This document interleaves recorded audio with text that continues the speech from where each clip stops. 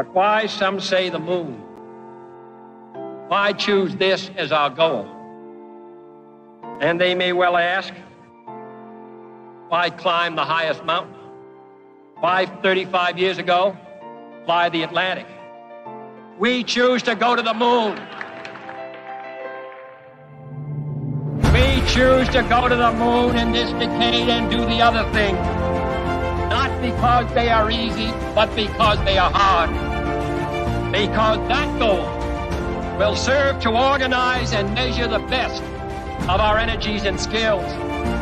Because that challenge is one that we're willing to accept, one we are unwilling to postpone, and one we intend to win.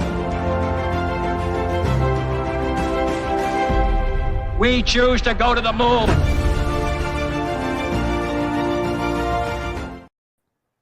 Good morning and welcome to World Blockchain Roundtable. This is episode 127, and this is the episode everybody's been waiting for. Everybody's been talking about. Been getting a lot of buzz on surfing blogs and competitive swimming blogs. This episode is Freestyle. I'm sure they're talking about us. And joining me today, as always, today's not about wrestling. No, I'm totally unprepared. No, I'm kidding. It's been getting a lot of buzz on middle school MMA fighting and wrestling blogs as well. We're going to disappoint everybody. This is going to be a great episode. I'm excited for it. Joining me today, we have Litecoin Lisa. Lisa joining us as well. How are you doing today? I am great. Thanks. Good to be back. Great. Happy to have you. And Greg, we from Rivet we have as well. And a little update from last week. Each host from last week is going to receive 666 lot. Each topic contributor is going to receive 166 lot. Last week's theme was not financial advice, nominated by Derox, who's going to receive 166 lot. As a reminder, these ownership tokens come with perpetual passive income, free edits, and governance votes. Really fun topic last week, actually. There's a lot of advice out there in the world that's not financial, and it's really also fun to say that after you give financial advice. Okay, great. I was like, was it? I unfortunately I was not there last week, so like I was curious. Did you just not give any advice that wasn't financial, or did you give financial advice and say not financial advice? Well, we sort of touched on the serious topic behind it, which is sort of the acronyms you see in cryptoverse all the time. NFI. Do DYOR or NFA DYOR, right? Not financial advice, do your own research. People trying to avoid the fact that they're sort of behaving like a financial advisor when they give their favorite picks. So you sort of say that as a disclaimer, but does it really work? And we talked about that a bit too, how to make that declaration mean something if you intend to talk about the markets. But we also did have some fun with not financial advice as a play on words. So definitely. Yeah, I saw that it was you and Sean, Greg, and Sean actually used to be in his past life a financial advisor. I don't know if he still has his credentials, but so I figured it was pretty interesting. It was a good one. It was definitely a good one. Yeah. One worth tuning in. And if you guys haven't seen it yet, last week's was a neat conversation. Sounds great. I'll have to go back and watch it. And also a little business to take care of as well. We have the November themes ready to show the world. We're excited. Here they are. We have how to use blockchain to fight against censorship, small nation swaps fiat for crypto, back to school, how blockchain changes education. Just so people know, bring your kids to school in August or September when school actually started. It doesn't start in November. I hope they just haven't been sitting around and tricked you. Upcoming 2024 crypto/blockchain projects, and using blockchain to ensure accurate, free, and fair elections. What are people excited about most out of these five? Wow, those are some really good ones, man. Education is going to be a cool topic because we haven't touched on it all that much. Because there's so many you would be surprised at how many powerful ways there are to leverage blockchains to make the education system or education in general more open access as well, more democratized, more effective at doing what it does, what it ought to do, while minimizing what it ought not be focused on. Right? It's not about the grades or the credentials; it's about what you learn. But as long as we have to spend a lot of time administrating that, we sort of fit the teaching styles and the system styles to keeping track of the education as opposed to the education itself, right? And there's a lot of things blockchains can do to make that a background task that comes along with just, or sort of falls out of the process of learning, which is super cool. Yeah. I'm excited about the blockchain and voting, of course. Just with what our country and the world, I mean, it hasn't just been our country that's, gone through the Great Steal. And I'm gonna make a case that day that people are gonna love or hate, awesome. but it's going to be polarizing. I'm excited, Greg. I always love it when you're like, people are gonna love this or hate this, and I look forward to hearing what you have Greg to say. picks a fight. Or gets a lot of people on his side, and I never know which one it's going to be. And it's always like either a ridiculously crazy idea or just a very normal idea. It's like, oh, all right, cool. This one will sound crazy at first, but the longer you listen, the more rational it will sound. I love it. Like his statement earlier about the sunset on Mars is blue. Yeah. It's a true real from NASA, by the way. That's changed my life. I'm not gonna lie. That's changed my life. Just so many different ways. I'm looking at the world right now in my head. Great. And then, so I'm gonna tell you what I'm looking forward to. I'm looking forward to small nation swaps fiat for crypto. To me, this sounds like a really fun way to play The Sims, or like play Risk or something like that. You guys remember what the currency was called in The Sims, right? No, I have no clue.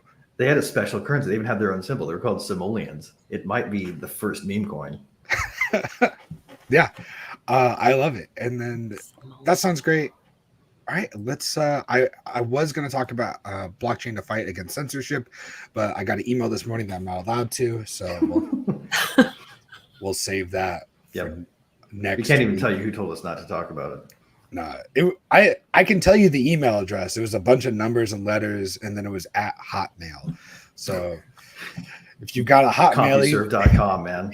Yeah, it was one of those. That's where all the official emails come from. I've been getting so much spam recently. Anyway, cool. That's what we're excited by. Let's get into today's questions. Today's topic is freestyle. This is where we get to talk about whatever we want, but we're going to keep it to your comments and questions first. The first question we have comes from I Am for I Am. His, I guess, question is a House of Representatives that is speakerless. Me personally, I like this. Without a speaker, they cannot work. Therefore, they can do no harm. LOL. In Texas, the legislature only works every other year. So many of us, we feel like the Texas government only has 50% chance of hurting us over 2 years. That's a nice way to think about it, right? Bureaucracy keeps them from doing stuff. Yeah. I mean, that's the way I've always looked at this. I'm the kind of guy who, when I see the possibility for a government shutdown, I cheer for it. Not because they actually shut it down, which I do take issue with, right? But it's lovely when the legislature doesn't go to work. It means that they can't do anything harmful. Now, that said, the administrative state is a different story, and they stay mostly active during this. They don't send leadership home first. Surprise, surprise. Did you guys watch? So they did finally select a speaker for the House yesterday. This Mike Johnson. Amazing they could find somebody with so little on record. They were Googling him. Somebody said he's the ultimate troll. I watched his speech last night, and it sounds like a game changer. He did not once say save the democracy. He actually mentioned the Republic twice. Interesting. He also said that we're going to do things differently, that we're going to decentralize power. And that's good. That's good. Yes. He was using like crypto, like blockchain words. Because ever since everyone's favorite I hate to use these acronyms because they're trite, but Rhino, everyone's favorite Rhino, Paul Ryan, back in the day. Oh, He wow. gave us the Pelosi style of running the House, right? Like people call it the Pelosi style of running the House, where they centralize power at the top and have leadership concentrate power amongst themselves, and everybody else, when you get there, if you're a backbencher, you're a fundraising mule, right? Right. That was the way that he ran the House, and Pelosi just kept doing it. So it's good to have. I mean, and technically, ostensibly, right? McCarthy's job was to undo that, and the reason he got no confidence out was his failure to follow through. So hopefully this guy's got a shot at it. Could make the House actually effective at what it's supposed to be, which is the more rough and tumble people's house. Yeah, right? It's supposed to be we the people's house, we the people's hammer. And Hakeem handed the hammer to Johnson, and then he gave this pretty awesome speech and talked about, like, we're doing things differently. We're going to have a bipartisan, talked about the economy right away. Do we know what his background is? What did he do before he became a legislator? I don't know I know his dad was a firefighter. I should have looked into it more. No, I don't know his, but It's also the youngest one we've ever had in the House, right? I don't know that either. Possibly. I think so. He might be the youngest speaker ever elected. So he looks baby faced. I'm not gonna lie. Yeah, he's basically premature born as far as legislators go, because he's 50, right? That's basically like not being born yet for another 10 years in the average age of the House of Representatives, probably. Yeah, he was born in 72. Oh wow! I'll bet you there's some freaked out gerontocrats. Yeah, and I was funny because I read it. I was looking at it, I was like, representative from LA, and in my head I go Los Angeles, obviously. Nope, Louisiana.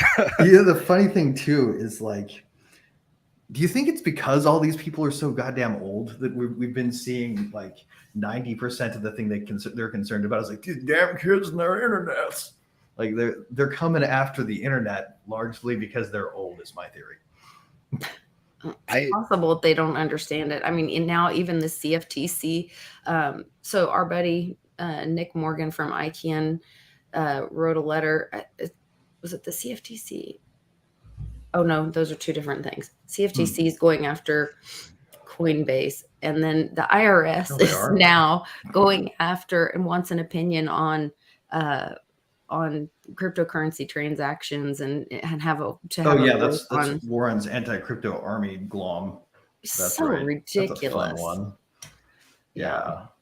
She's trying to what she's trying to do is accelerate the public comment period so that they can shove through a tax rule this year that will essentially outlaw the use of private wallets and decentralized exchanges.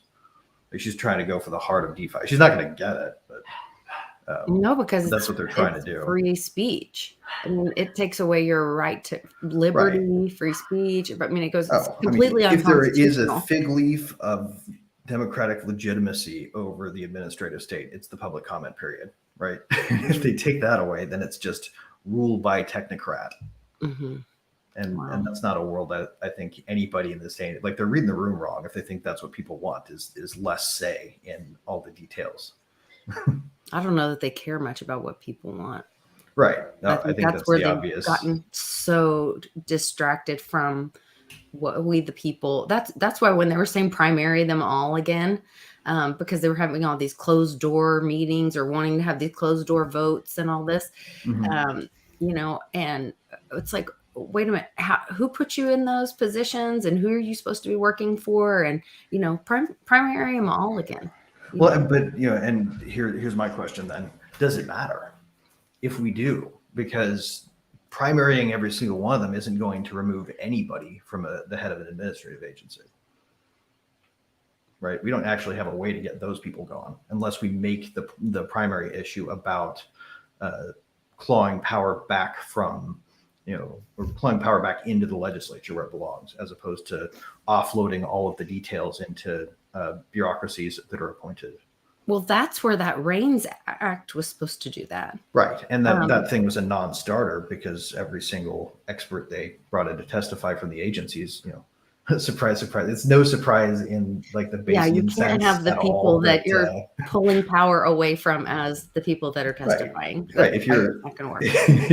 if 90% or 99.5 out of 5 administrative bureaucrats agree that pulling power away from administrative bureaucrats is bad, right? Like, big surprise, but they take their advice on that kind of stuff. It's ridiculous. I feel like we should just have a game of musical chairs for the administrators. They all sit Yes. down and the music plays and you sit in a chair. And You then, kind of stumbled onto my idea randomly, John. yeah, and then you look underneath and then you see what you're assigned to, and that's what department you get. And then there's obviously one less chair, so that person's fired. Yep. And then you just do that, and then That would until be- you slowly get rid of, and then like every year Well, it would you be get rid of one effective, chair. right? Isn't that Because what they nobody did can in Rome? control who's sitting there anymore. You can't treat it like it's a favor. Yeah, they did something like that, but Something similar. I don't know if it's quite like that. Yeah. Oh yeah. You asked what he did before he became a representative. He was an attorney. Oh. Well, I can't argue with people leaving behind that profession to do something else, I suppose. I feel like he left Maybe, behind yeah, that profession to just do that profession more professionally. Yeah. Is really all it is. You don't really need a law degree to write laws, but it does help. I think he summarized his legal career as defending religious freedom, the sanctity of life, biblical values, and including the defense of traditional marriage and other ideas that they've been under assault. So yeah, that's what his legal career was like before he became a representative. Well, that raises an interesting question. Do you guys know how legislators who don't have law training write laws? That you have legal aids do your work just like attorneys that have law degrees? Sort of. Except for the legislature actually employs a legislative agency. Like, you don't hear about legislative administrative agencies a whole lot, but there's in every state legislature that I know of, and in at the federal level, there is an office within the legislature that hires attorneys who help people draft bills. I just figured they used Chat GPT.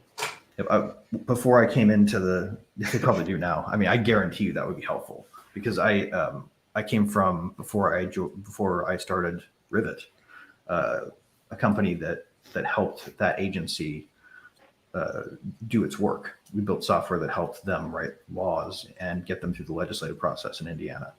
And I actually worked for that agency after I left there for a little bit before we started Rivet. So.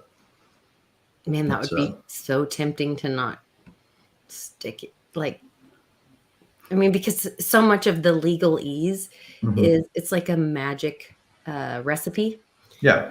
And so you can make a word say, you can choose to use a certain word that might sound at the outset a certain way, but down the road it could be used in another way. Exactly. So it would be very tempting to not.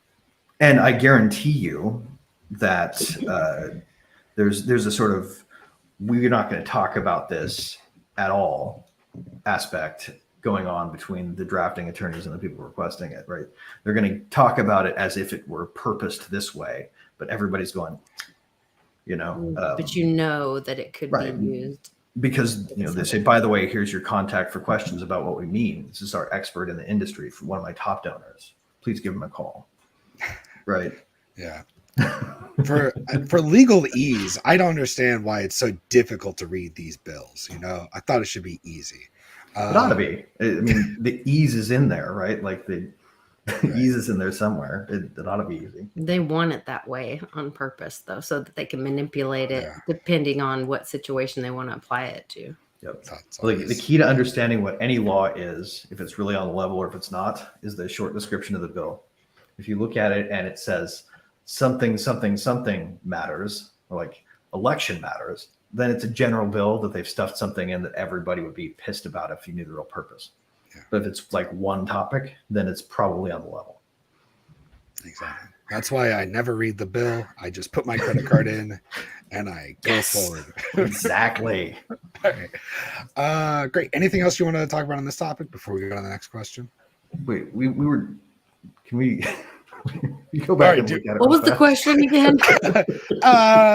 Well, like here's the problem: is now we elected somebody because it's like, how excited are we not to have a speaker? And then it's like, here's a speaker. It was am for really am. awesome to not have a speaker, like, because things were happening in other states, like stuff I don't know that they're necessary, to be honest.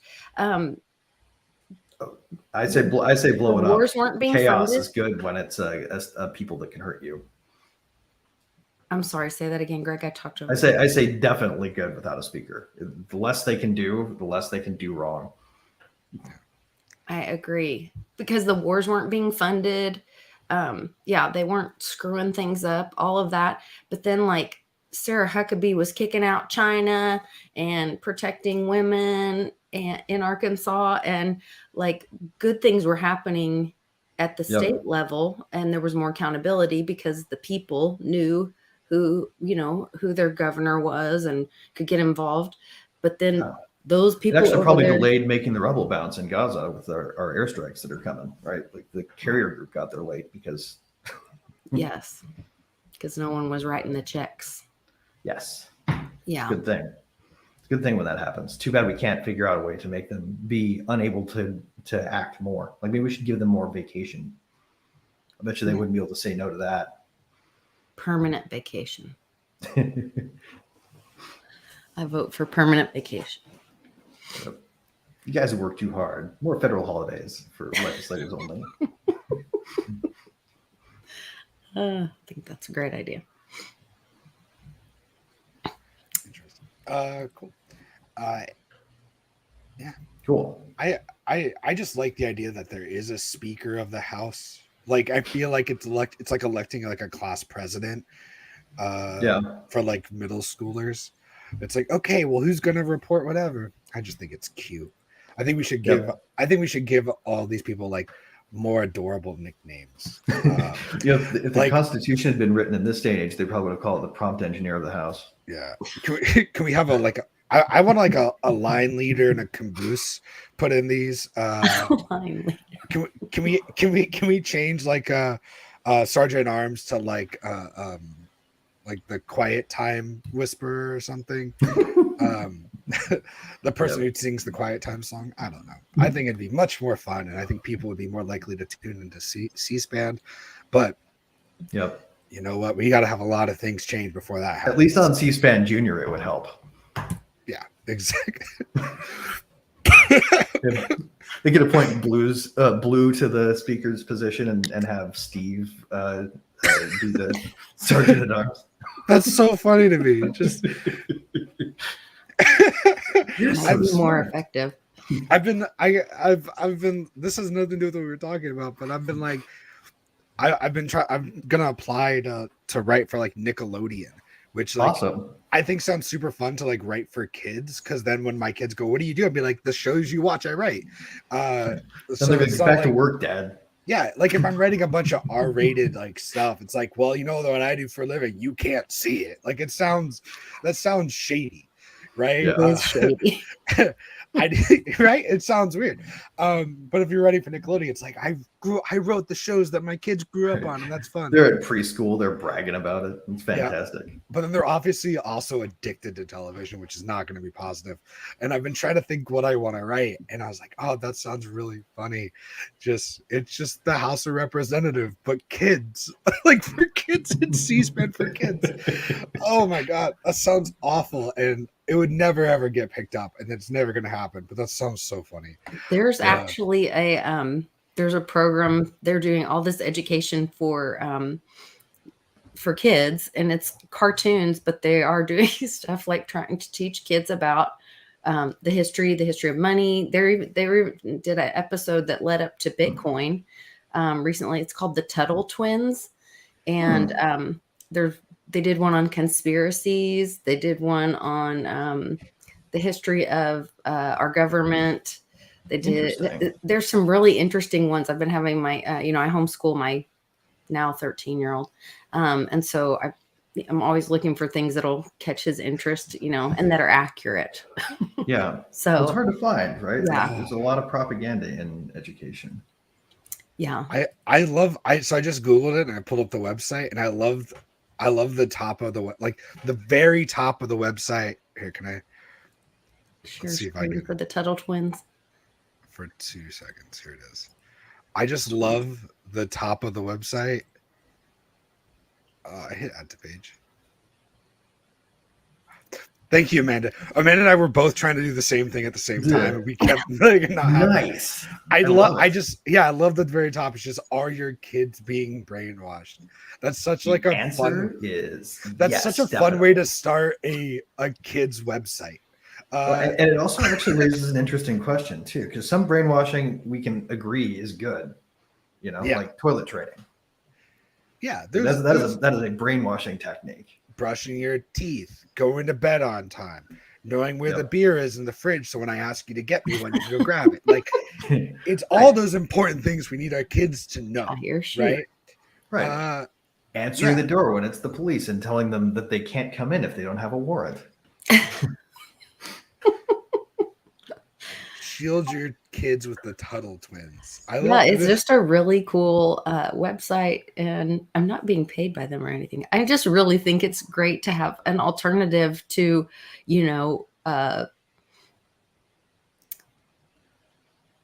unknown gender rainbow friends or whatever. Well, I mean, and just the framing, right? The language that we use to frame the things that we teach can be different, and it'll have a different effect, Look, Jekyll Island. They talk about free markets. They talk about they talk about no way. They actually teach that. Yes, it is so cool. Yeah, they should teach that in high schools too. Yes, really, they should. But are you familiar with what the creature from Jekyll Island is, John? Dr. Jekyll, Mr. Hyde's love child. Sort of. Yeah, tell me what it is. it was so Jekyll Island is where all of the biggest financial and banking minds of the day met, sort of near the end of the Gilded Age, to create the outline of what the Federal Reserve System would look like. What they did there was ultimately enacted into law and created as the Federal Reserve, and probably also the income tax system. Interesting. So these guys were basically, this is like the original JP Morgan, the guy who's on the side, people like that. So or was it Junior? G. Edward Griffin wrote the book called The Creature of Jekyll Island and tells the story of how the Federal Reserve was created. Yep. And they got to meet him in Vegas. This place. Like, they didn't let anybody know they were going there so that people wouldn't know about it. So it's really interesting history, and it's real history. So the fact that we all know so little of it is kind of unreal to me still. And it lets people know that it's not federal and there are no reserves at the Federal Reserve. And they probably teach you that there are like 12 of them, actually. Yeah. All right. Well, cool. That's fun. We got to have a kids show now. We need to start C-SPAN Junior. All right, we'll go. I don't know if I can lead that though, but we'll see. D-SPAN. It can be decentralized. D-SPAN? D-SPAN. That I like it. Yeah. All right. D-SPAN. All right, yeah. Thank you, Miranda. Let's go to the next question before I get more off topic. Our next question comes from Jacob Wayne. His question is, if you have to live the rest of your life using a currently existing blockchain network ecosystem, which one would you choose? Rules of the question. You can decide for yourself how expansive the ecosystem is that you choose. 2, there can be future improvements, projects, layers built on this ecosystem that don't currently exist. Side note, I enjoyed Sean and Greg talking about ecosystems they are excited about the other day. So this is an expansion of that topic. Great. Cool. Greg, since he's excited about your thing, you want to kick this one off for us? Yeah. So I'm going to look at ecosystem maybe even more expansively, because really what you've got when you look at crypto in general is you have Bitcoin at the base of this whole thing. It was the first example of the technology. It serves as a very useful layer on all of things, right? Like, if we didn't have Bitcoin maxis throwing rocks at all of the other things, which I'm convinced are probably more than likely not Fed plants or people who are anti-crypto plants, because they divide everybody. Bitcoin at the base, providing a value store layer, right? And then you have all of the other tokens that are layer ones in sort of adjacency to that. Ethereum, Ethereum Classic, that's an important one. Litecoin, that's an important one. Dogecoin, important, right?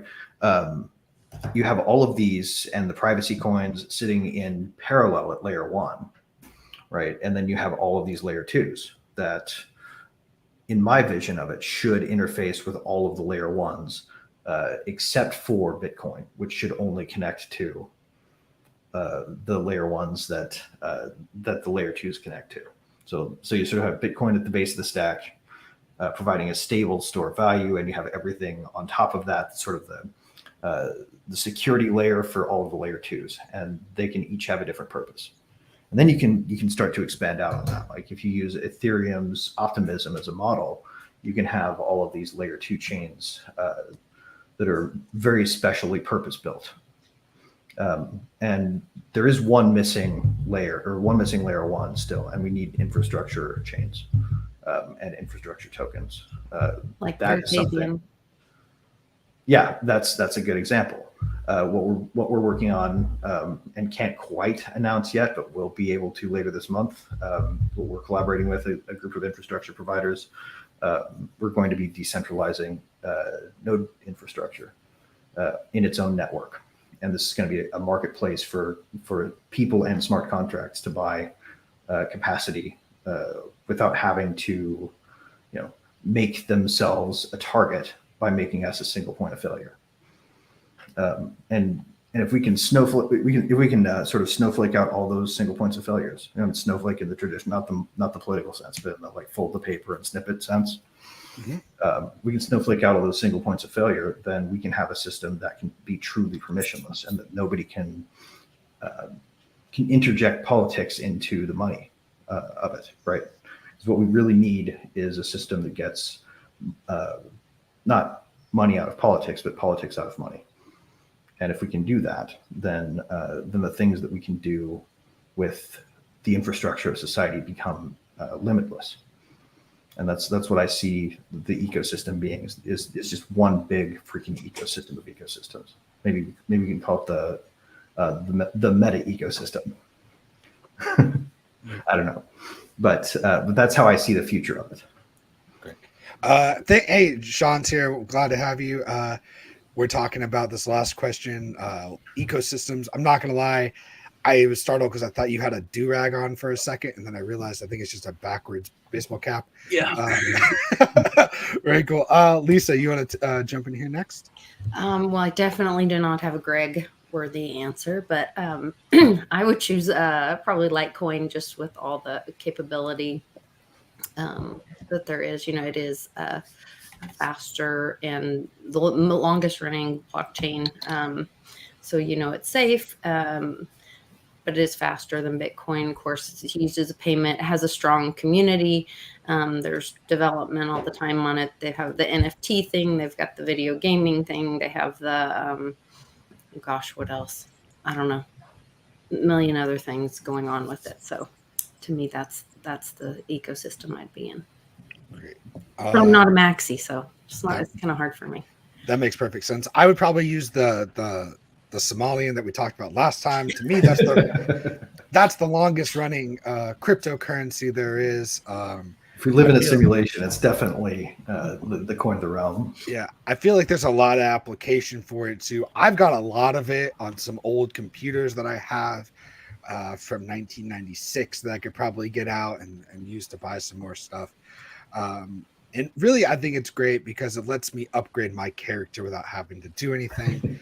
You have to let your sim out of that room you closed him into in build mode, though. If you're exactly. I hope he's still alive. Probably not. We'll figure it out.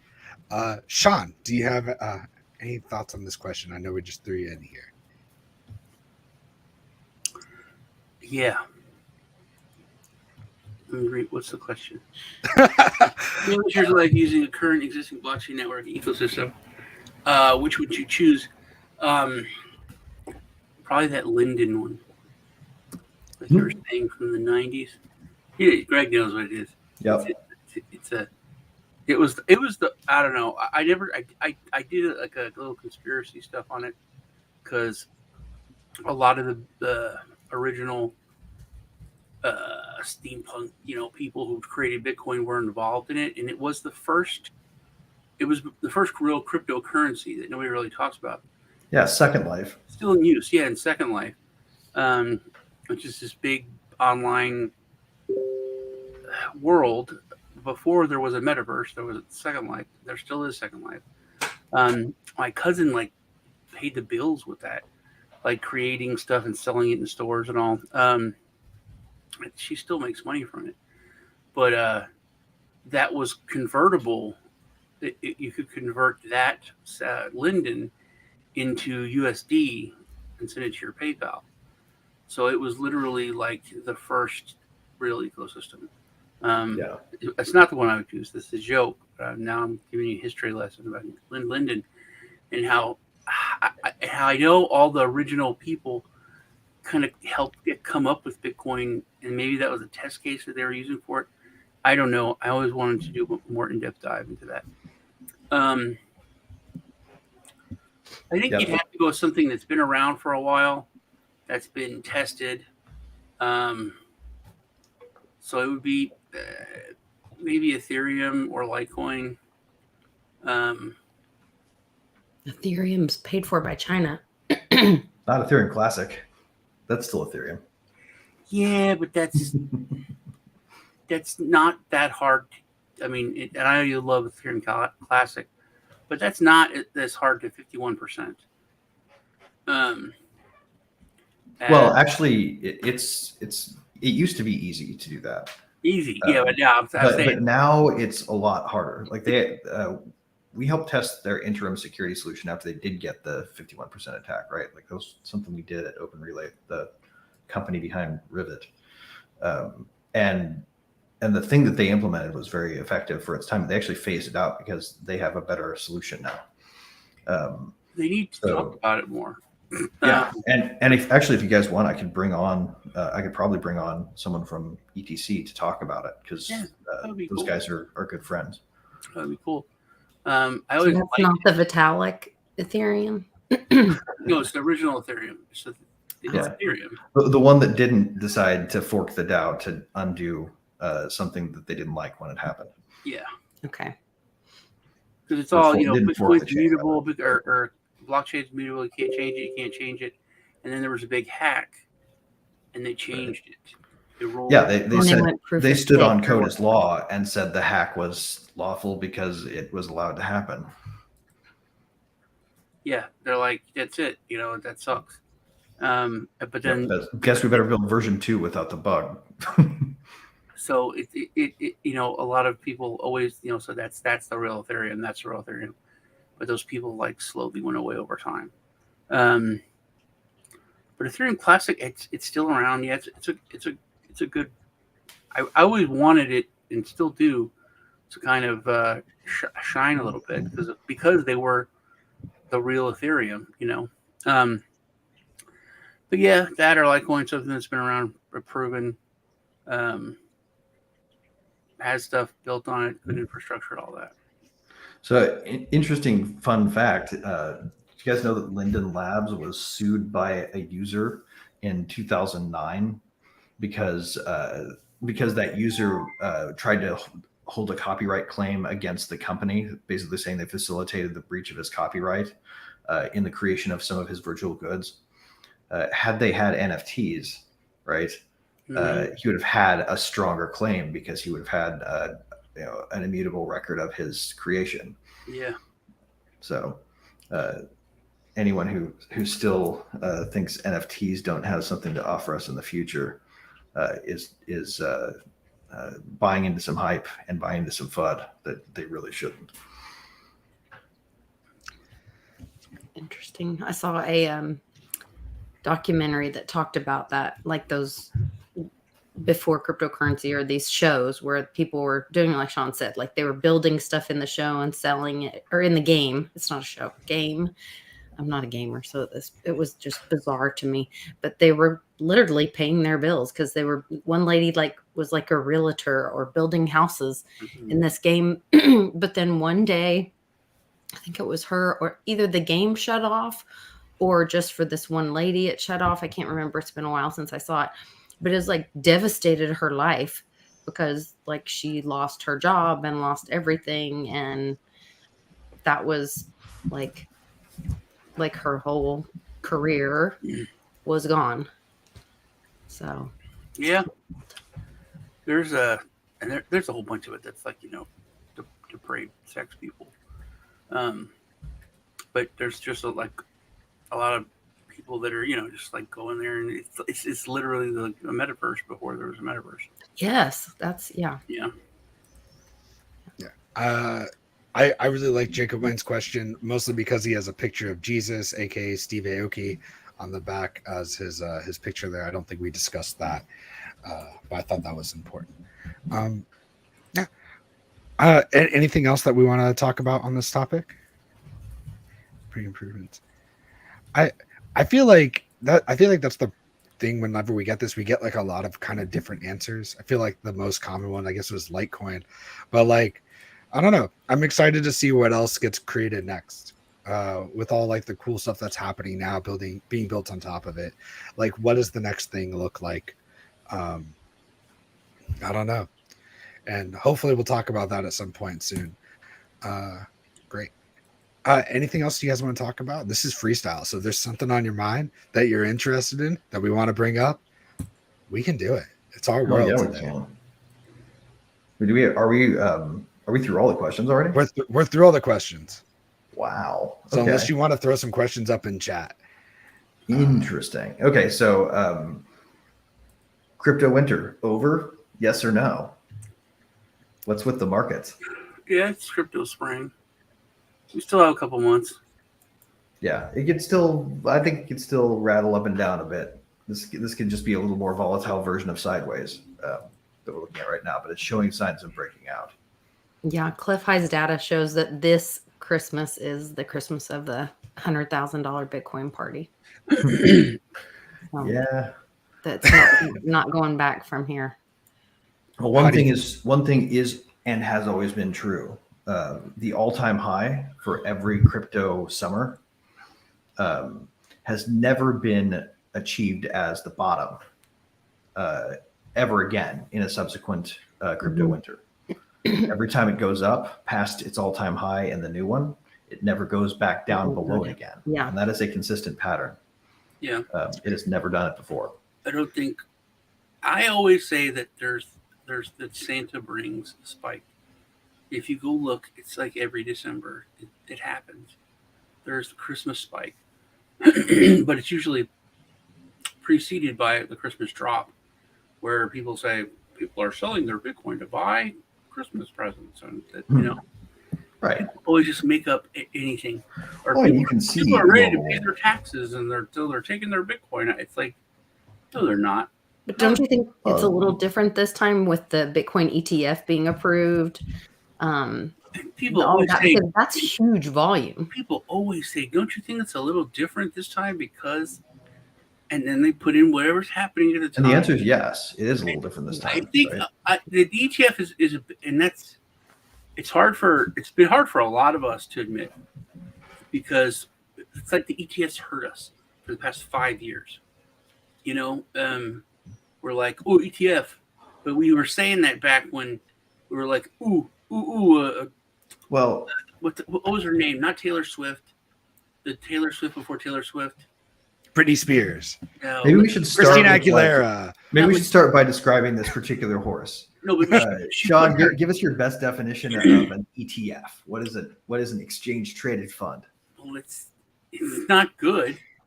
It's paper traded, but the girl. Okay, hold on. I gotta think of her name. It's gonna bug me. Not the wrecking ball chick. Miley Cyrus. So not her. Not the wrecking ball. I just wrote like Katy 3 Perry. Taylor Swift. Katy Perry. Great. Katy Perry got Ethereum, Bitcoin, and something else, Litecoin, on her nails. She got her nails done and that moved the market, right? So we're like, oh my God, ETF, man, we got Katy Perry getting her nails done, but talking about crypto. And my neighbor said the word crypto. He meant, the guy, the monster from HBO, that show, but he said crypt, and then that's enough, man. And everyone knows about crypto. This is it. It's like and the ETF kept getting killed, kept getting killed. Just 3 more months, just 6 more months. And then finally it's like, I don't give a shit about this ETF. I've said that so many times. It's like, screw them, because it's like them. We're like, oh, we just need them to help us get to where and then it's like, man, we made it to 20 grand. Man, we made it to 10 grand. We did it without them. And it's like, it became such a, I don't know, a lot of us felt like just this whores, and just waiting for this ETF bone. So we got really soured by it, and I'm one of them. And, but it does have a huge move. It does have a huge impact. It's a lot of the normies. It is a lot of money coming into crypto, but it's the bad stuff. It's a little, to me, it's a little alarming in Bitcoin. For one reason, I think an Ethereum ETF makes more sense than a Bitcoin ETF does, because Bitcoin has an ever scarcer supply, right? It's deflationary because ultimately it only has so much supply, and that supply will dwindle over time, even, right? Because coins will get lost. People will send them to bad addresses. Wallets will get their keys lost. Like, this will happen over time. There will be fewer Bitcoin than the maximum in circulation when all is said and done, and it's going to dwindle every year, become more and more scarce, right? That's sort of like having a paper gold market, right?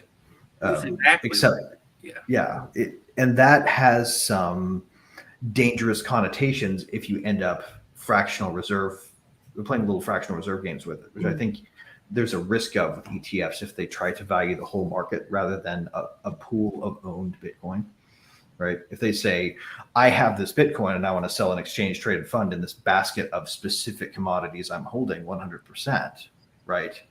That's really doable. But if you start saying, I'm going to look at the value of all of Bitcoin, and given my valuation metric and its special proprietary sauce, I'm going to value the whole market of this commodity, even though I don't necessarily have access to anything more than a fraction of its overall supply to buy and make good on these shares of ETF.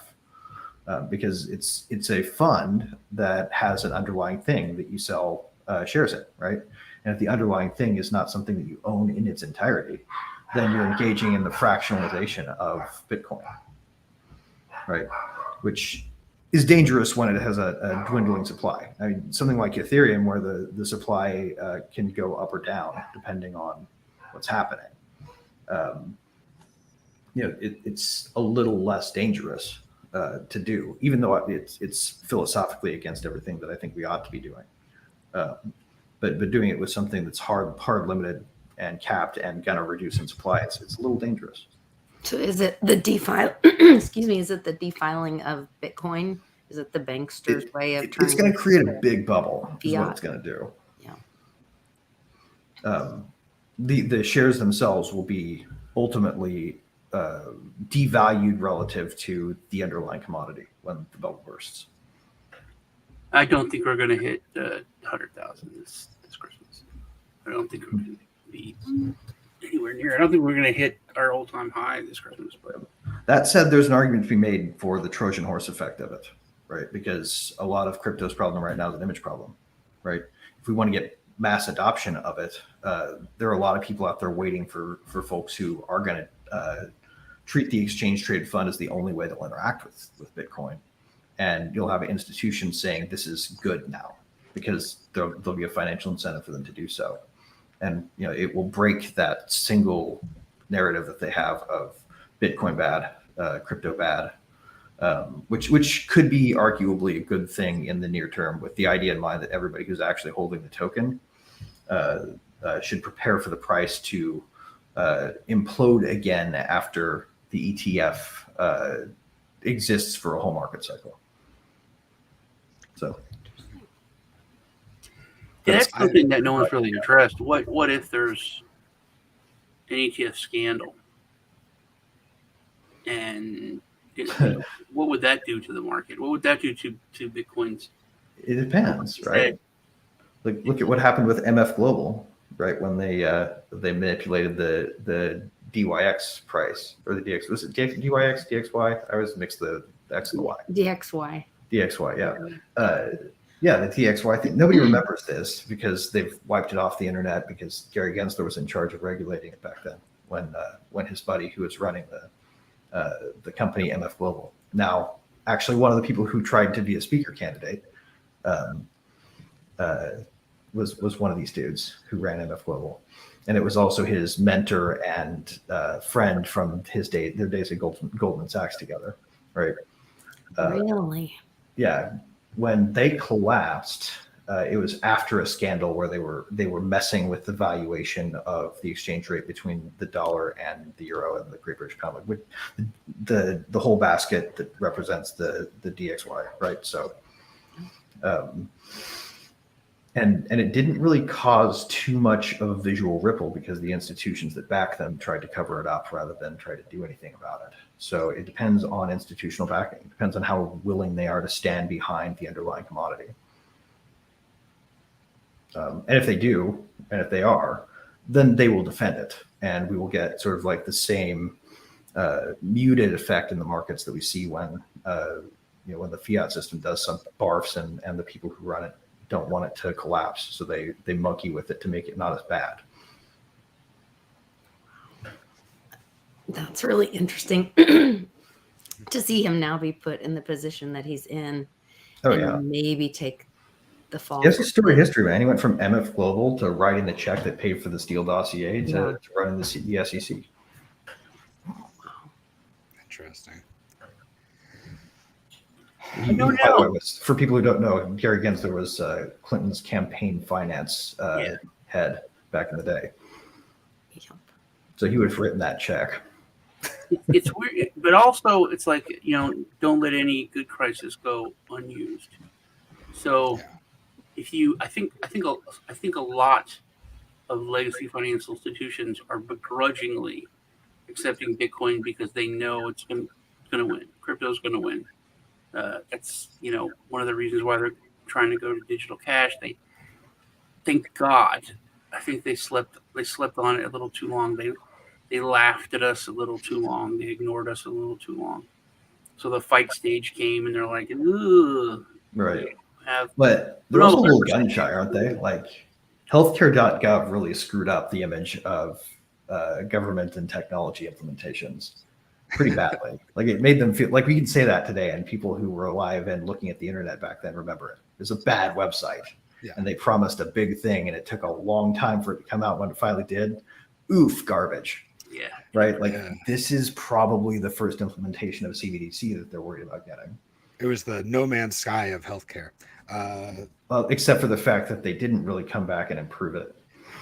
It was the no man's sky and then didn't fix it. Great. I love it. So crypto is I'll die on the hill that No Man's Sky is the best development team in gaming. I think No Man's Sky is the best development team in gaming. Yeah, Hello Games. Those guys are fucking rock stars. I don't know. I think Rockstar Gaming is probably the Rockstar of gaming. But Bethesda's done quite well with Starfield. Though Starfield is. I feel like they've all got something that they do well, and that's like the cool thing. It's like if you want a certain kind of game, go buy a game from this company, and it'll be cool no matter what. Especially with technology. Random segue. Did you guys know that when No Man's Sky got delayed, it was because their offices got flooded and the machine that had the master copy of their code that they were working on got completely destroyed. They basically had to start over from scratch with a much earlier version. Really? That's why a lot of the launch features weren't ready. What's the game really that the state paid for? Fully funded by the state taxes. Hey, JB. They paid for a game? Yeah, and it was like partially an accident, but then they were stuck. So they paid like buttloads of money for this game to be developed. Like my kids know, they have a gaming channel. They're all into gaming. It's like my son's like, I love this game just because of this story that it was like some goofy game that came out in the early 2000s, I think. Was it called That's Eco? super cool. I love No. that kids these days are making appropriate idols out of people who create stuff like that, right? It's neat to see that a project gets support because of the story of the gamers. Yeah, it's weird. Like built I'll it. go to a Comic-Con and I'm like, oh, this guy's there. Oh, that guy's there. Oh, Dirk Benedict's going to be there. And then they're like, oh, this guy's like, all the people at the bottom, they're like, comic illustrators, people that wrote all these like, voice actors. Like, they're like huge. Oh, he voiced this person and that person in this game.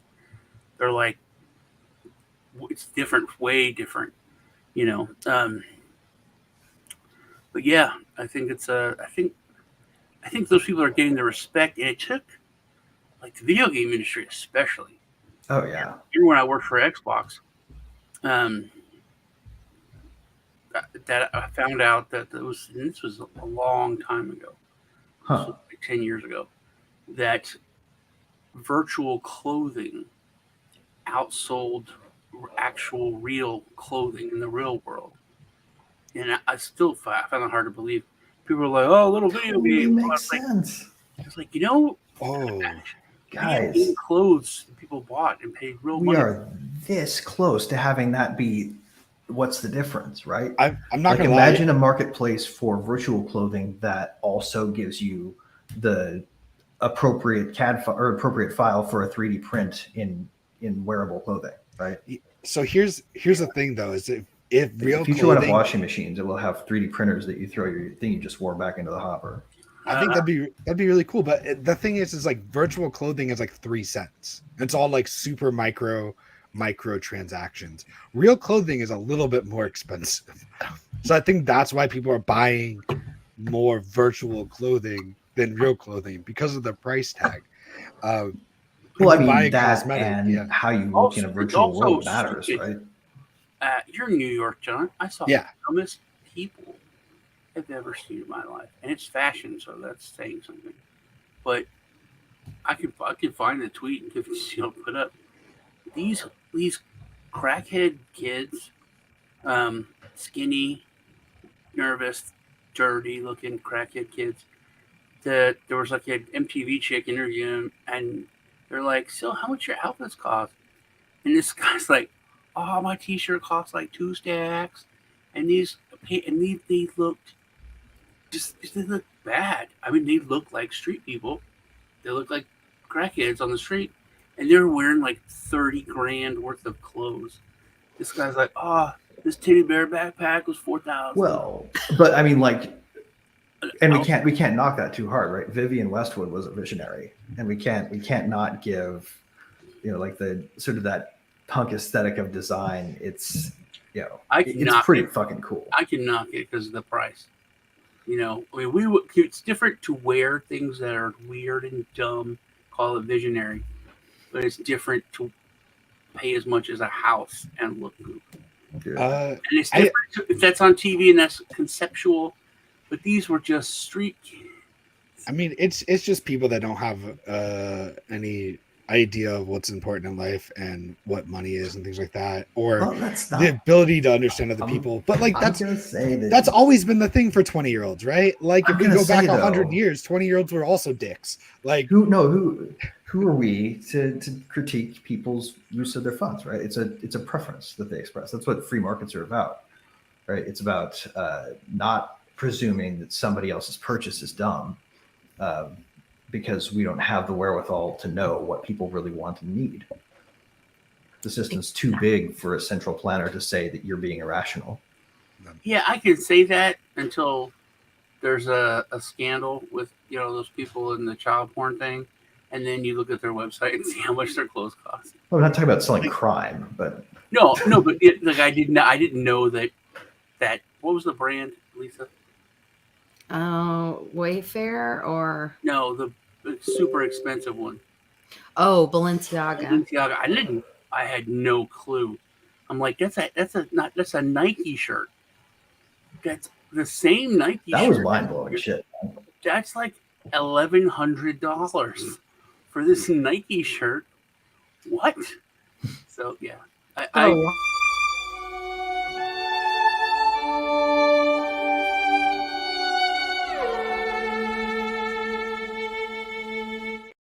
yeah. I was about to get into that. I'm like, You there's so love much that more you button, could do John. with your money, dude. There's so many. I mean, it's like, and especially like being. I can understand how you could live in New York and waste your money. Like super rich people that live in New York, like you see, it's not like you're blinded by it. I mean, it's not like you're out in the middle of nowhere or you live on a private island or you're insular. Like how bad stuff is if you're living in New York because you can see it. You know, if you live in any city and you're super rich, you should do something about what's around you. You know. No, Yeah. I mean, but at the same time, the only person who can say rightfully that money that you spent was a waste is you. And I think everybody else kind of just needs to accept your choices. And as always, World Blockchain Roundtable is a big fashion outlet, and we love to talk about those things. But unfortunately, we're going to have to talk about that in current events because we are out of time. So stick around for current events to hear all of our fashion critiques, to hear what we think about the new Project Runway. So go to World Blockchain Roundtable and look at our merch. Yeah, that's true. Have we ever plugged merch once? I don't think so. When it go first check came it out. Yeah. We got some cool stuff. You can still buy it. It'll be great. So let's get out here. Lisa, is there anything you'd like to plug or let people know about? Check out Sean and I show every Tuesday on both of our channels. We do a half and half. My show and his show. And then I'm at Litecoin Lisa on YouTube. Have a great happy hour show on Fridays and talk about Litecoin on Thursday with Johnny Litecoin. So, Sean, anything you'd like to plug or let people know about? New weekend show, just getting started, but I think this weekend we're gonna really get into it. It's tough to find like gems out there. It really is. There's not, and then I found one that was like everything looked good. And I went into the community, and the community was fine, but the people running it were shit. So I'm like, I took it off the list, you know. There was like people. The team was not listening to the community at all, and there's a lot of people getting fed up. And this was just about to launch, and it was just a meme coin. But I'm like, hey, they're doing everything right for a meme coin. This looks like really good. They have a solid community, blah, blah, blah. Anyway, watch that this weekend. My partner's got an indicator that he's been working on for like 2 years, and he's about to unveil this weekend. And we want to have Greg on really bad. But yeah. We need to work that out because every time we'll start, it's like, what's going on with Greg? I didn't talk to him about it yet, so yeah. Greg, you're in high demand. Anything you want to plug or let people know about Greg? Yeah. If you follow me on Twitter X, you're not going to see as much of me these days because I have decided that Warpcast is more fun. It's cooler. It is built on the Farcaster protocol, which is a sufficiently decentralized social protocol. And the app is like, most of the things you like about the X app with none of the stuff you hate, like, for instance, if you want to quote something from Dr. King's Muscular Peace, milieu of quotes, you won't get called a terrorist, which is super neat, right? Like this thing is like, I would say 2018 ETH Denver bottled as far as the culture, and it's awesome. And at Design Heretic on Warpcast is where you will see me most of the time. And at Rivet on Warpcast, once I get my workflow in place, because the one thing the app does still need, guys, if you're listening, is account switching in the app. So I have to log out right now. So the at Rivet doesn't get as much traffic there, but it's just at Rivet, no underscores. So I love that. Follow me on Warpcast. Great. Yeah. And I'm John. go drink water. I feel like people aren't drinking enough water, so try to remember to do that. That's what I like to plug is water. Great. And then next week, our topic is going to be how to use blockchain to fight against censorship. Again, I wanted to talk about it more this week, but I got an email that I'm not allowed to, so we'll figure that out. Go ahead and go in there and leave a comment, some kind of blockchain related question, and we'll get to it.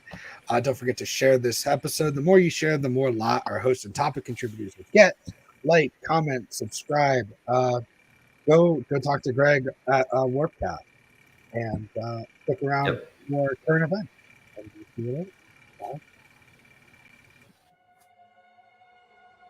Liberty is not a pill that makes men angels. What it does do is limit the extent to which evil can be expressed in the world.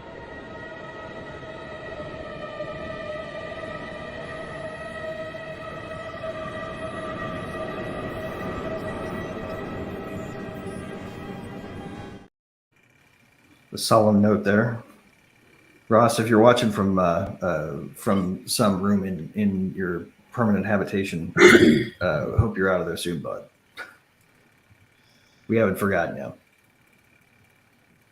Yes. Cool. Oh, that's our merch. Look at all that merch. Got that gorgeous logo slapped on stuff. There it is. All right. Well, unfortunately, I got to go. So you guys have fun in current events. I'm gonna just say it right now. I think Sam is gonna win this week's Project Runway episode. So you guys don't. So that way, when you bring that up, Is there a Sam on a running There's season no- of Project I Runway know. right now? Or Is did there you a just make Project that up? Runway right now? I don't know. made up both things. More importantly, is he trying to be the next Vivian Westwood? He is inspired from Westworld a Oh. lot, so I don't know if that counts. Also, this is a made up person, and I don't think it's on air right now. Thanks for naming either my next punk band or my next designer brand. It's gonna be Vivian Westworld. I love it. There you go. That's pretty good. All right, have a good one. Bye, everybody. Take it easy. So I just got a notification that DeSantis is sending, where is it? Sending, breaking. DeSantis administration sends cargo planes with drones, weapons, ammo, body armor, and helmets to Israel. From Jack Posobiec. I can never say his name right. What? Why? That's saddening. So Why? are states taking action individually to support one side or the other? Moreover, Well, why? is that supporting a side, or is it just causing the problem to get worse? Are they more people are gonna die with that? That Hold sucks. on. Why does he have access to drones in a state level? It's an interesting Combat question. drones. This sounds like a news item we got to double check. I understand weapons because you got a National Guard, but why drones? Combat drones. It says cargo planes with drones, weapons, ammo, body armor, and helmets. See, I can understand all of it. You can have all of that in a state militia, but I not guess maybe they're not drones. Predator drones. Maybe they're gonna airdrop body armor to the hostage. I don't know. To me, this is all not the way we should be going. But Well, I saw a tweet a tweet with a story attached about talking about these drones that had weaponized mosquitoes in them. And I mean, they were complete with like food and hatching and whatever. And so then they would send these You're talking about the Jeff. that's terrifying. That's a terrible idea. weaponized drones Yeah, over. it's Jeff, whatchamacallit, the Microsoft guy, not Jeff. Bill Yeah, Gates. I mean, Yeah, Bill Gates. Bill idea. Gates. Oh, Yeah. I guess they need a new way to test the latest and greatest RNA population reduction tech. Yeah, they're talking about that, doing that vaccination. yes, that's what they're talking about, using mosquitoes to vaccinate. Yeah, everybody's worst nightmare, right? Like it lands on your arm. What the fuck just went into me? Right. Yeah. Yeah, you don't know. Yeah, or putting it in food. Like me and Lisa Right. looked at it, and They're probably already funding modifications they are. to malaria so that they're easy to transmit via mosquito. Well, they are, and I brought up some food, and like you have to, before you had to read the label just to know if it was trans fats or whatever. But now Well, there's literal stuff in there because how come you guys with gene because drive you technology? you could be eating this or getting vaccinated, and you don't even know it. Have you guys heard of gene drive technology? It's popular in certain circles of biohacking, which I may or may not be involved in sometimes. But setting that aside, are you familiar with it? Mhm. No. Okay, so you know how Mendelian inheritance works, right?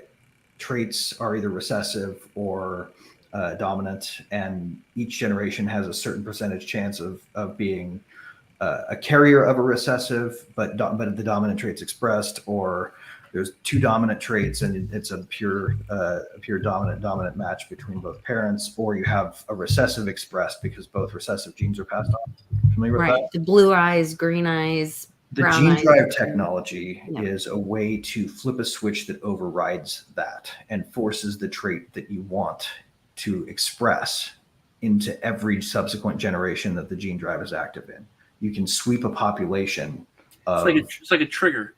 yeah, you can sweep a population of a trait that you want to eradicate, or you can force into a population that you want to force a trait into a couple generations by introducing a gene drive enabled mating pair into the populace. So you can say, I want all mosquitoes to not be able to carry malaria, right?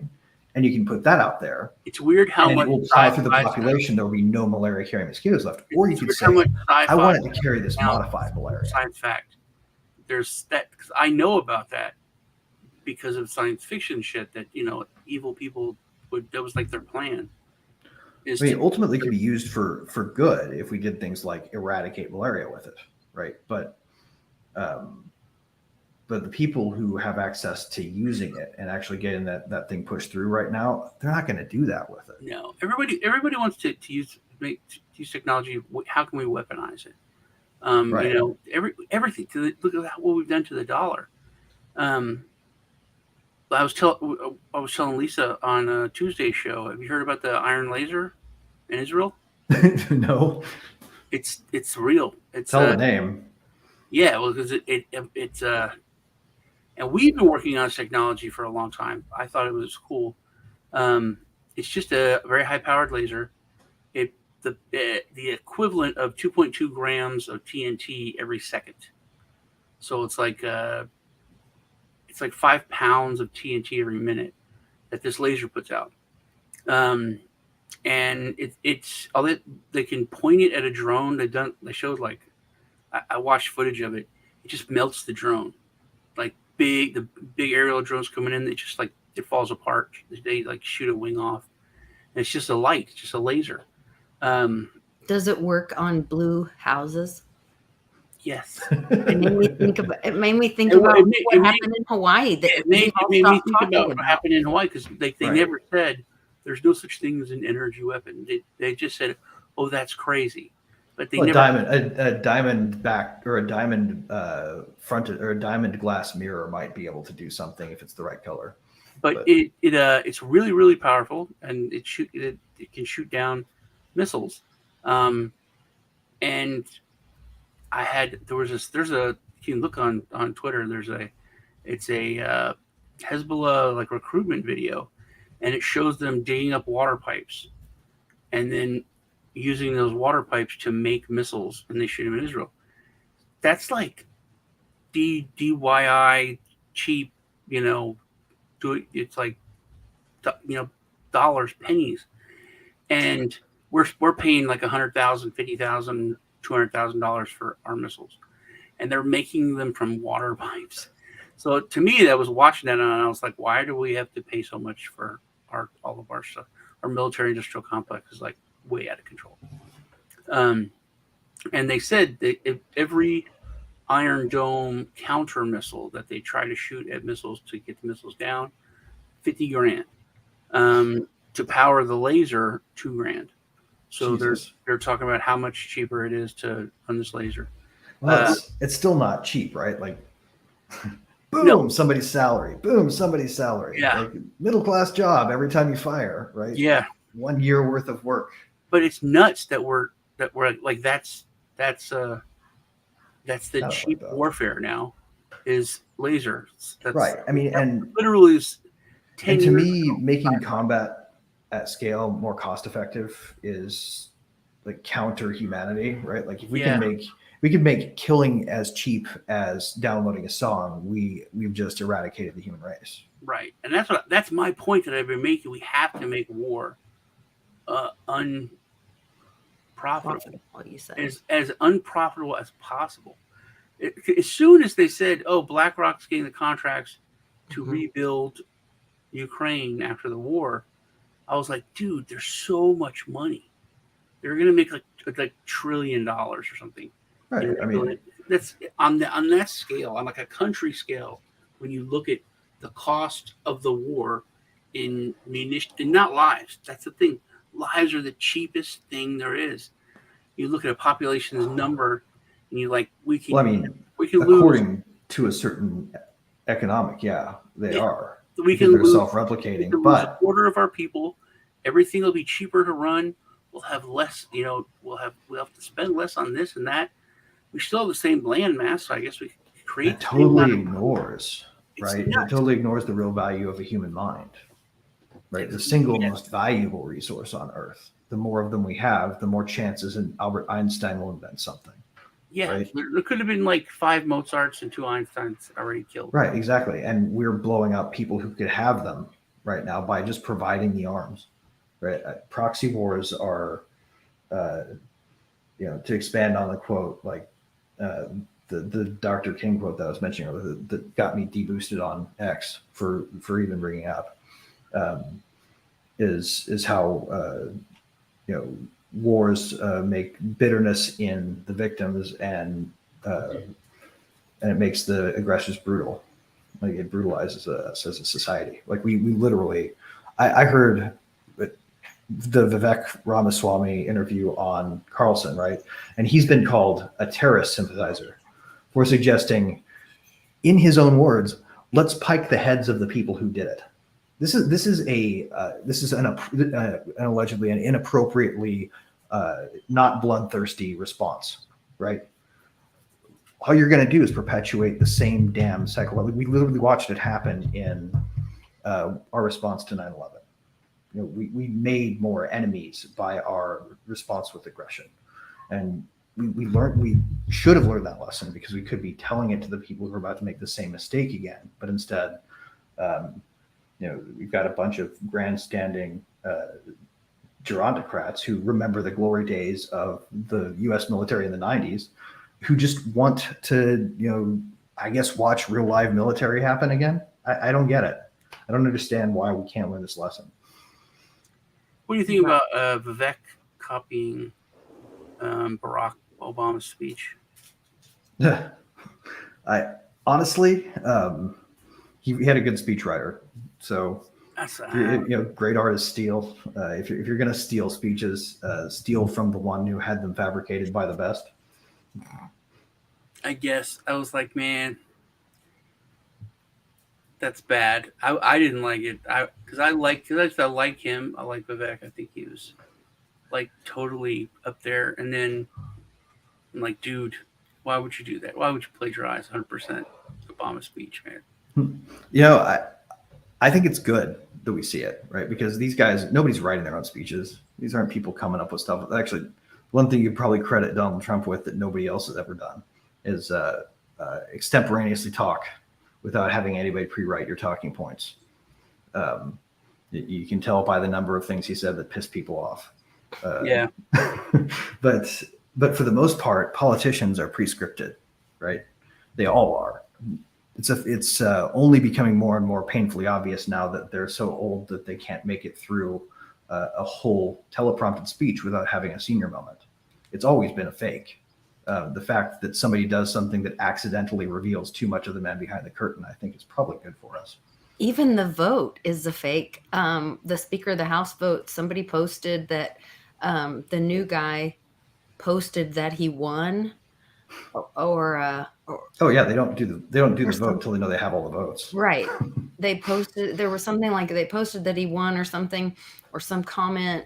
There's some public post that a few minutes before the vote happened or was finalized. And it's like, well, how did you know before that happened? You know, because they do know. They've already, and we saw the email They between wouldn't call a Gary vote if they and didn't know how the Elizabeth, outcome was going to go. you know, before they did their hearing. You know, she sent him the questions, he sent her the responses, and do you mind if I ask you about that, or is it okay to talk like this, you know? And then they have the public hearing. You know, it's all just In a the show. public hearing, There's actually an hard to analogy in watch. DAO space right now. If you guys have heard of Gnosis Safe or Safe now, Safe Wallet, Yeah. the multi-sig wallet. Are you familiar with the Safe token airdrop and all that went down with that?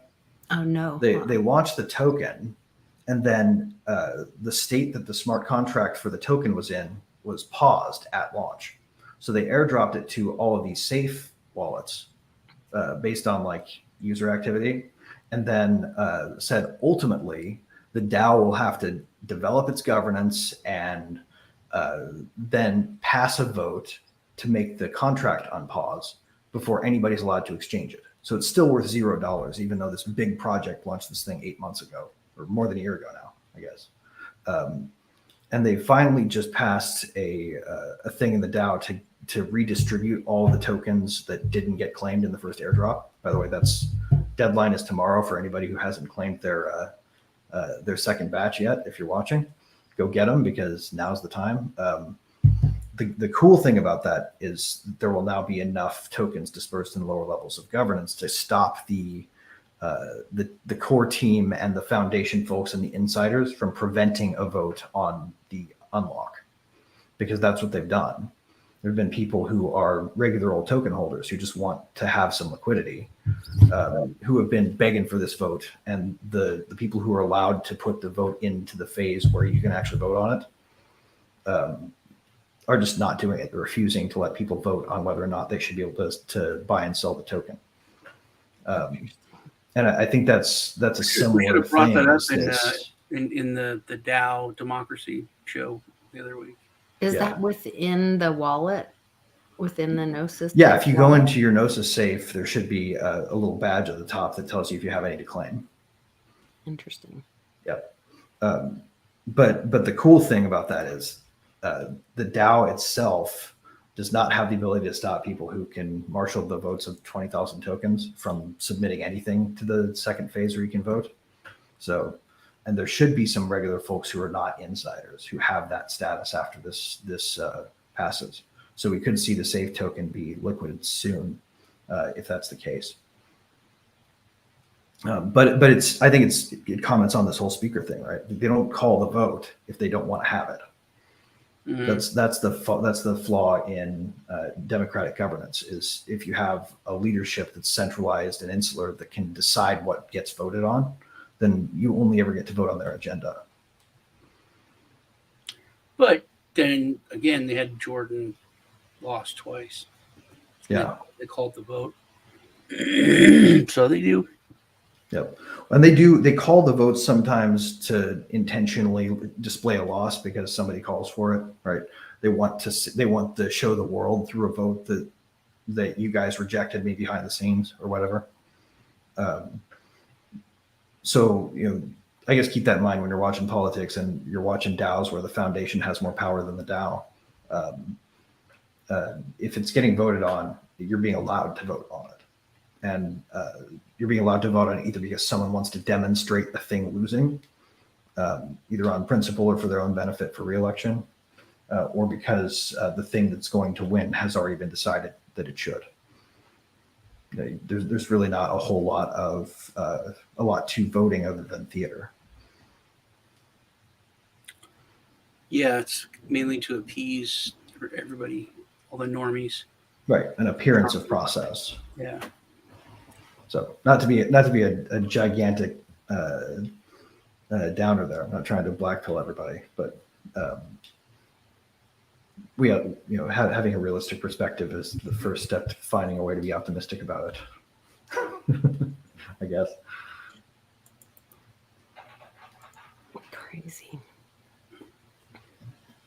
Crazy stuff. What else is going on in the world? Let's see. What is new? I do want to cross-reference that DeSantis thing and see if it's true. Yeah. I'd like to know personally what kind of drones they're sending. Yeah. If they're murder drones, then I'm really anti what he just did there. I wanted to know why they have murder drones is on a state level. Well, anybody can buy a murder So drone. how would we find that out? John, you could buy a murder drone legally. No, you can't. Yeah, you can. You absolutely can. You can't. Not murder drones. Not drones. Yeah, you can. Technically, right? There may be embargoes done by the manufacturer. Maybe practically it might. No, you can't buy a weaponized. But legally, you can. You can't buy a weaponized drone. Sure, you can. Dude, you can buy a tank. You can buy a tank. You can legally own them if you can find someone who will sell them to you. Not necessarily sure that the transaction's legal, but if you own it, it falls under the Second Amendment. So this has already been tested with the Harrier jet case with that kid who won the Pepsi contest back in the day. Oh yes, I saw that as there's a documentary about that too. Yeah, he got a comment from a federal judge basically saying that, yeah, you can own it. Mm-hmm. Or no, he called the Department of Defense, I think. They issued an opinion. You can own a fighter plane if you can afford it. Now, I don't know if you can actually legally fly it armed. Illegal to weaponize any drone. It's legal to weaponize a drone. What if it's already got the weapon on it? Then it's an illegal item. That's like saying you can't make cocaine. You also can't buy it.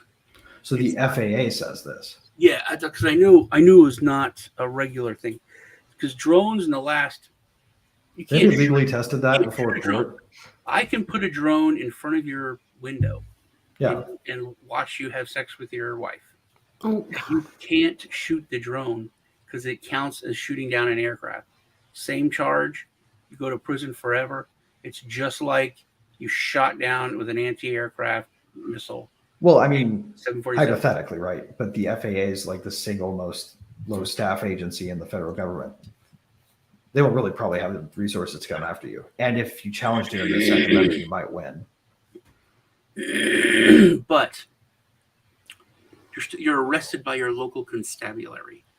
And your local constabulary likes to flex that arm as much as they can. They do. I mean, especially because it's stocked with people who hate technology for the most part. So, yeah, because any chance to kick somebody who's Mike like doing a maker project. Mike Rowe, the tough jobs guy. Yeah. Yeah, he's a cool guy, but he was naked out on his property. He's like on his deck, looking at in the morning, drinking his coffee. He was, loving America. And he looks and there's a freaking drone like looking at him, taking pictures of him. Oh my God. He just picked up a shotgun and shot the drone. Right.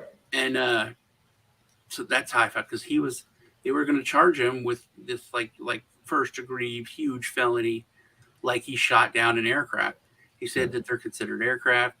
That no administrative regulation is beyond being politicized.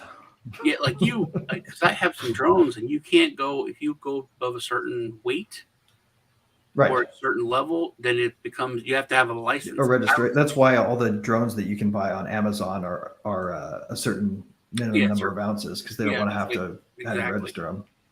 You have to have a drones pilot, and there's different levels of it. Right, and they still make it like damn near impossible to get drones with full automation on them. Yeah, and if you go just flying your little drone with your little camera looking at stuff, if you go into certain areas, you're violating airspace. Right. For that, just like you're flying in a plane. You can't really fly them around DC.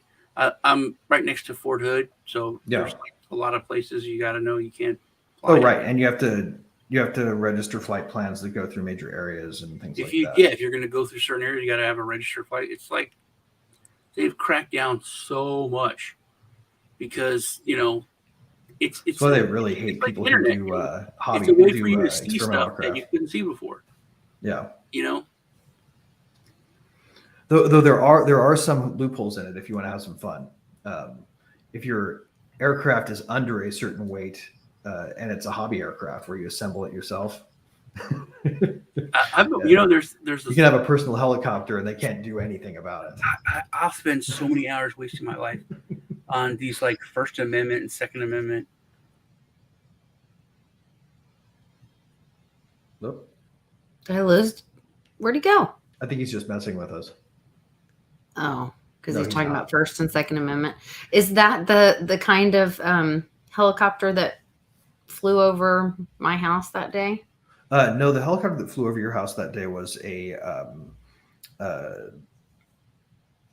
was a private charter flight, as I recall. Didn't we find that? I don't know. We one day we were talking about helicopters flying over, and I love this this app called Flight Plan because you can see transponder signals from every public aircraft. If you're flying in public and you're not operating under some government authority to be covert, you are required to broadcast your transponder signal. And this website picks them all up and shows you the flight paths of different craft and whatnot. So you can find out who's flying over. So if you think you're being snooped on, you can find out, that was a cop that was hovering over my house for like 30 minutes or whatever. With the exception of certain private flights don't have to be registered, so you can find out that it wasn't something official, but that's all you can find out. In which case, we all know that the government likes to use private contractors to get around surveillance laws. So Same way our representatives are ditching their job and putting it on these administrative agencies. Exactly. There's a lot of that sidestepping their responsibility and putting it on through a private agency or a private entity. I'm sorry. Oh yeah, that's the big workaround, right? Actually, that's an interesting thing to talk about. What do you think about the new European law and their lovely little bureaucrats of censorship? You'll have to tell me more about it. I'm not familiar with it. Sean, you're familiar with it? The European law that they just passed that's basically making the number one European export that they're attempting to shove down everybody's throats is censorship. Canada's adopted it. That's the Digital Something Act, right? Yeah. What they tried to pull with get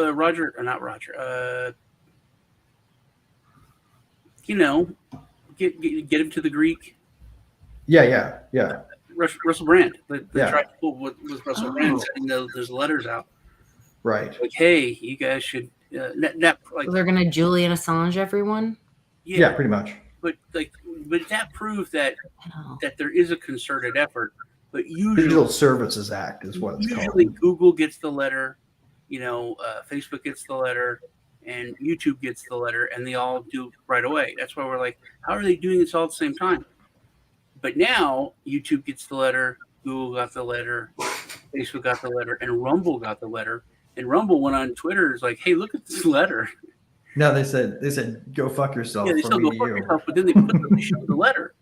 So then it's like, so that's what happened. That's why, yeah. That's why they all do it at the same time. Everybody thought it was big tech like colluding, which it is, but it's more big tech bowing.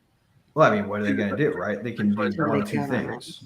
They could, and I think they should, do the thing that really, if they did it, would solve the problem. But they won't. This is why we need decentralized social. Also, I wanted to bring up that lawsuit that 47 states or something have put against Facebook. Yeah. That's huge. And Facebook said that and I was thinking this kind of leads into that. They do that. They deplatform people, I think, so that they could keep getting away with what they've been doing. Right.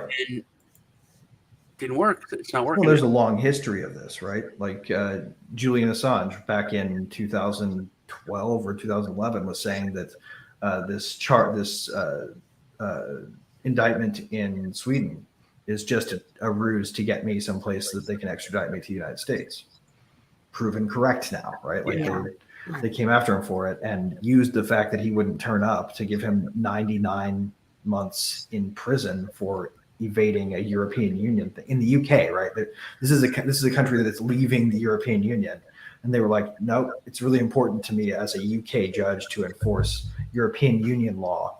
So I'm going to say that you're in contempt of court. We're going to give you 99 months in Belmarsh, and before that was over, right? That gave the U.S. plenty of time to file the extradition. Well, that was like John. They held John for a year and a half or something in Spain, and it's totally against the law because to give the CIA time to find and kill, right? Yeah, but that was COVID, emergency powers, COVID stuff. Yeah, and right when it was getting towards the end, that's when it ended for John, because they were like, oh, he's gonna slip through our hands. We can't let that happen.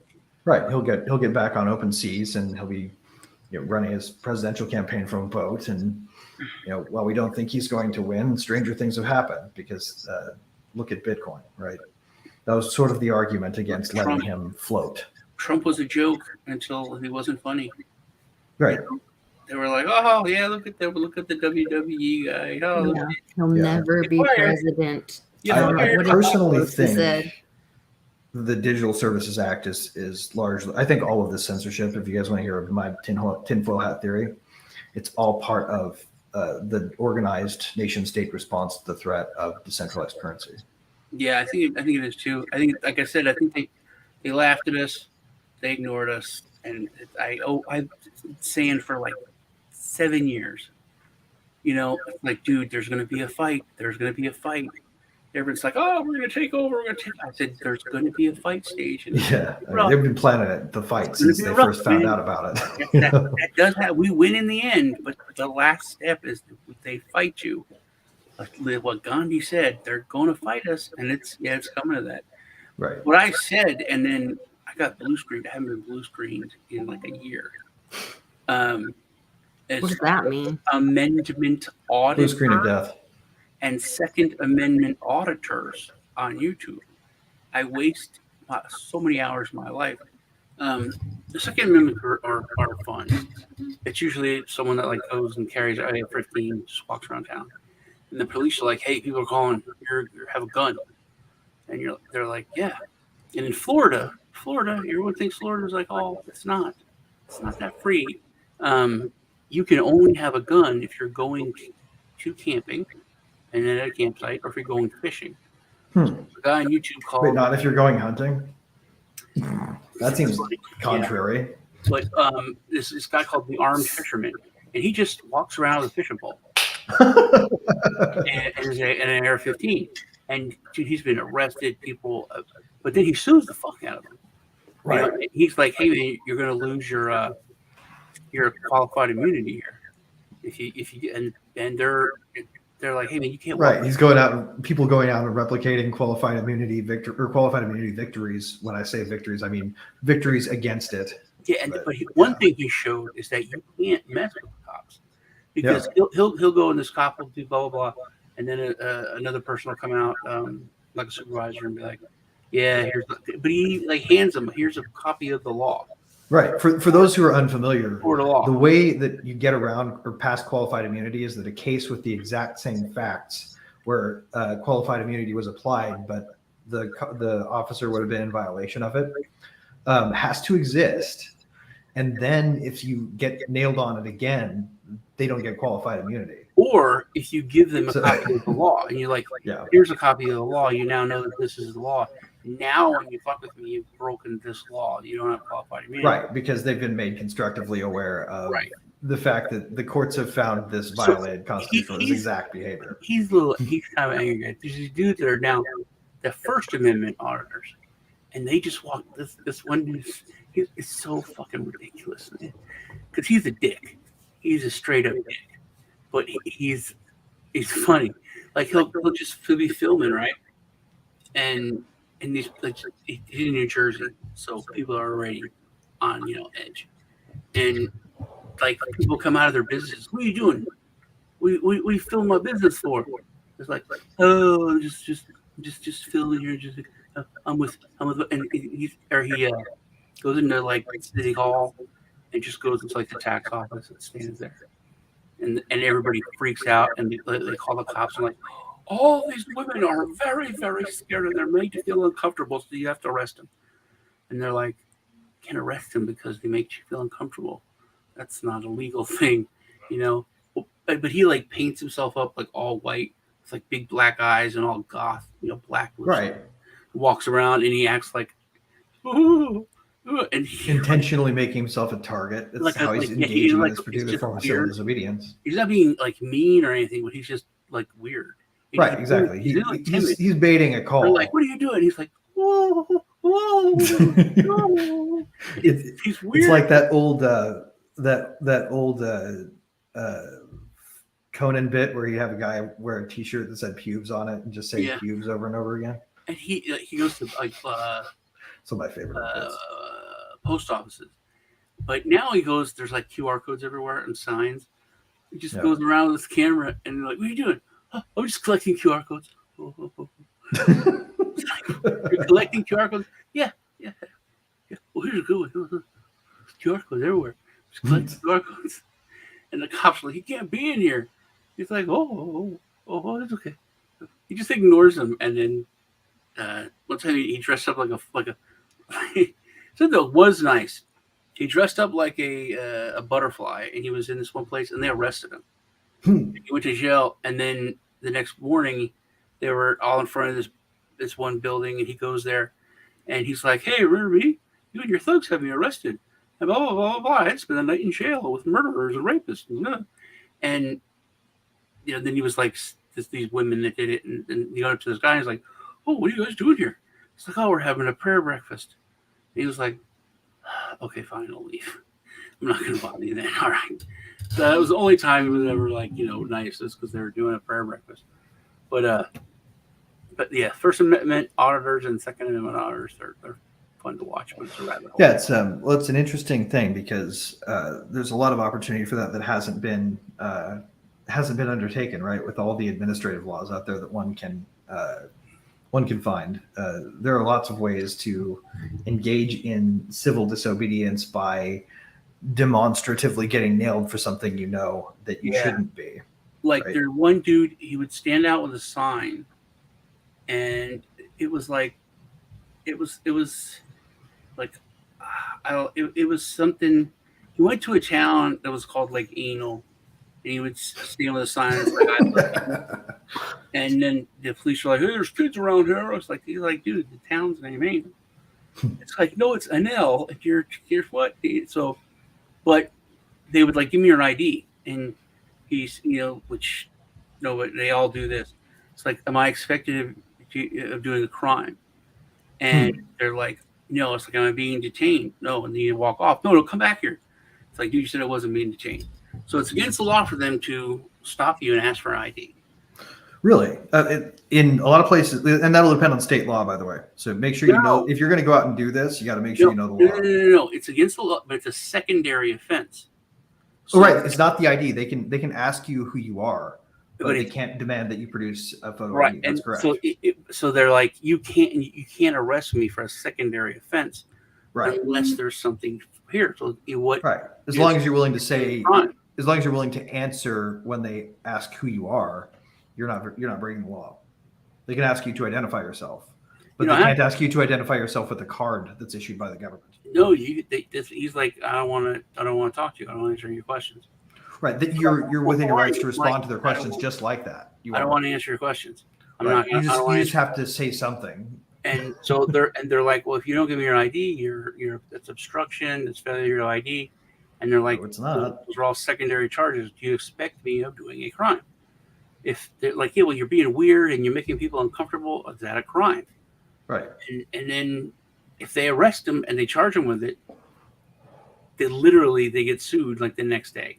And then so everybody starts to know, oh, you're that guy. Yeah, I'm not fucking with you. Right. It's a way of demonstrating where the law has lines that are always walked over. Right. Yeah. The way that the authority works. And I think all of crypto's like this right now, by the way. I do.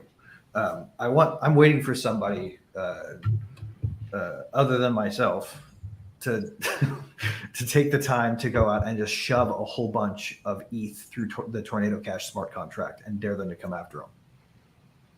Because they can't really make a lawful listing of a program on the OFAC list because it's designed to target foreign people, right? It's not it's not the way the law is able to be used within its fair parameters. It violates it in that mode of enforcement. So somebody does that, gets caught, makes a point of getting caught, and makes a point of showing the world that's not true. That's the kind of civil disobedience that blockchain will ultimately enable, and some of us are going to have to choose to do, right?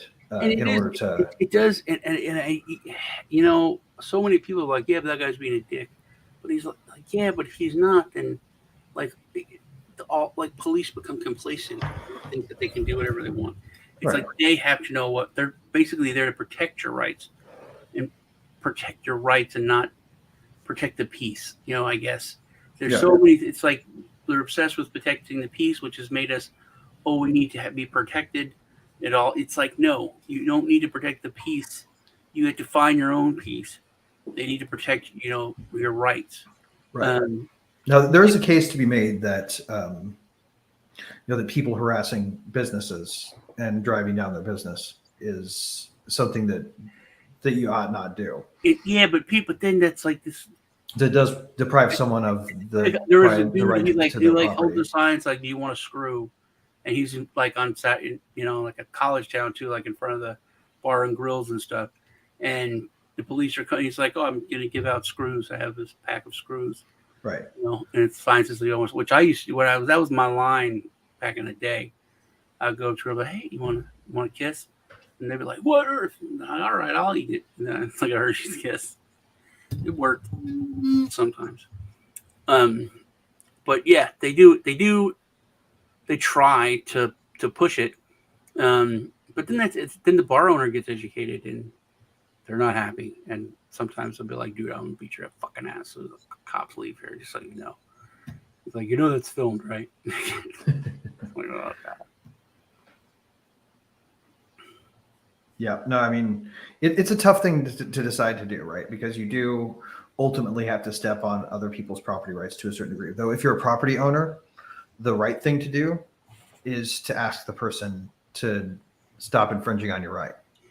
Don't call the police, ask them to leave.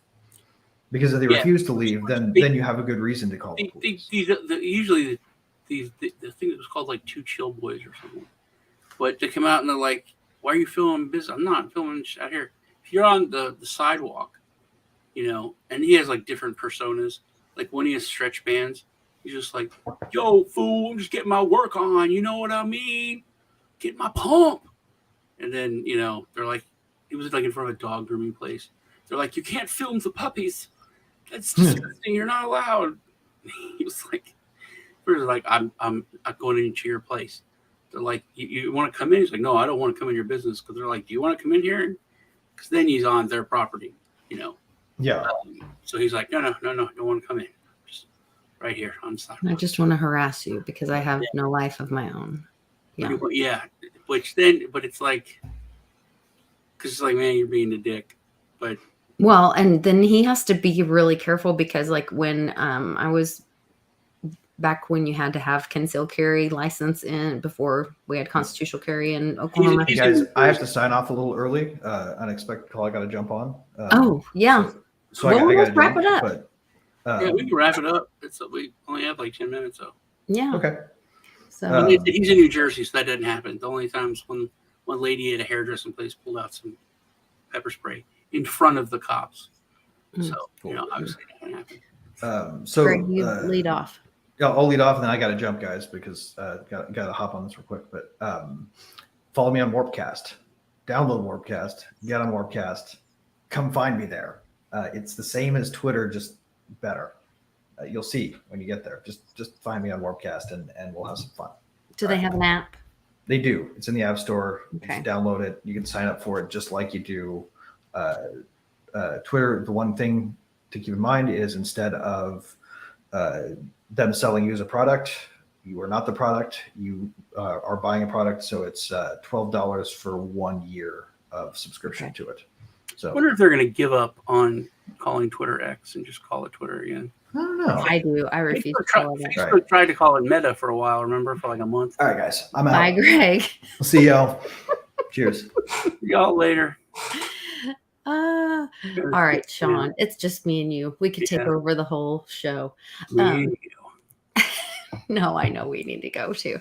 But I'm glad you jumped on and were able to join us today. And I'm glad I got to be back. I missed the gang. I really love World Blockchain Roundtable. Yeah, I wish Joe would be here, but yeah, and we got to get Dave back too. We got to have a vote. Now we're going to move stuff around so we can have Dave on. Yeah, we've got to have a vote. I think we have to do it all official and stuff. All right, you guys take care. All right, take care. Weekend. Bye.